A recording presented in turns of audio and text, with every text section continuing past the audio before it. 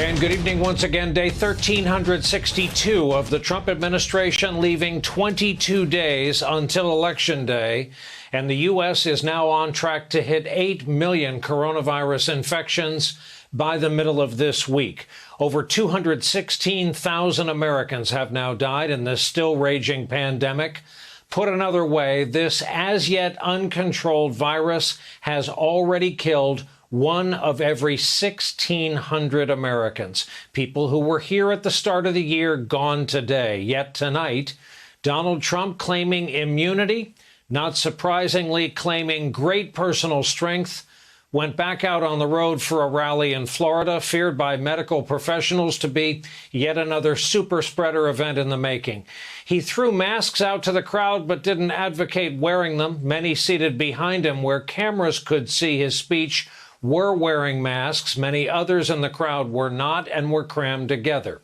Here is what they heard from their president about his so far amazing recovery. The nice part, I went through it. Now they say I'm immune. I feel so powerful. I'll walk into that audience. I'll walk in there. I'll kiss everyone in that audience. I'll kiss the guys and the beautiful women and everybody. I'll just give you a big fat kiss. No, but there is something nice. I don't have to be locked up in my basement. You got to get out, and it's risky. It's risky, but you got to get out. But it does give you a good feeling when you can beat something, and now they say you're immune. I don't know for how long. Some people say for life. Some people say for 4 months. That was Trump's treatise on the deadly virus tonight, which is on the rise again across our country. The trends are headed the wrong way. Over 35 states are now reporting rising infections. In fact, this weekend, Missouri, Montana, North Dakota, Ohio, Oklahoma, West Virginia all reported new single-day high records. And in a case of perfect timing, just as the president was traveling to Florida tonight, the White House physician released a letter saying, quote, regarding the president's most recent COVID-19 tests, I can share with you that he has tested negative on consecutive days. He went on to say testing data, quote, informed our medical team's assessment that the president is not infectious to others. As you'll hear from one of our guests, doctors have a lot of questions about that statement, and they are right to have a lot of questions about that statement.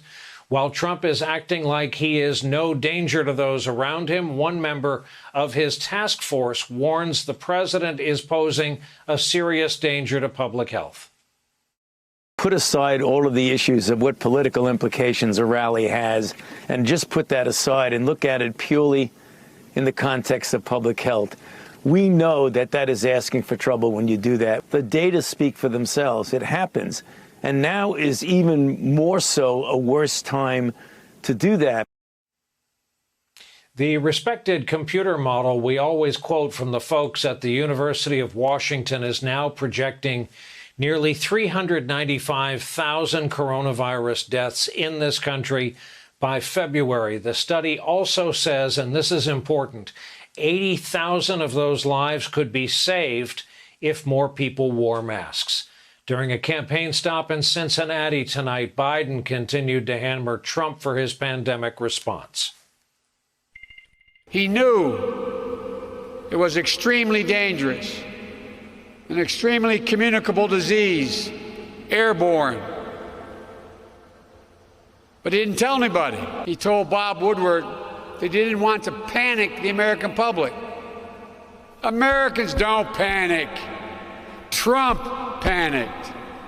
Trump is the one who panicked. Just reckless personal conduct. Mr. Costa, I'd like to begin with you.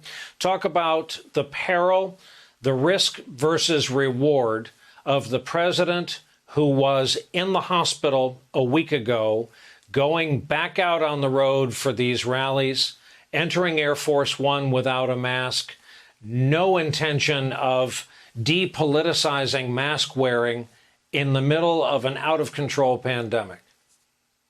You just laid it all out there, Brian, but the question is also the motivation here. Why is he doing that? And based on my conversations with White House officials and President Trump's political advisors, he's seen polling publicly and privately that sees him down. And you look at those images out of Georgia, a deep red state today as early voting begins. And the Republicans across the board, whether it's Senator Cornyn in Texas, Senator Graham on another network tonight expressing alarm about Democrats fundraising in his state, South Carolina, to the president being in Florida and urging his core voters in that city and throughout the whole state. He talked a lot about Panhandle of Florida, too, to make sure those core Republicans come out. This is a Republican Party and a president who are very concerned that they may not just lose the White House, they could lose the Senate majority. Hey there, I'm Chris Hayes from MSNBC. Thanks for watching MSNBC on YouTube. If you want to keep up to date with the videos we're putting out, you can click subscribe just below me or click over on this list to see lots of other great videos.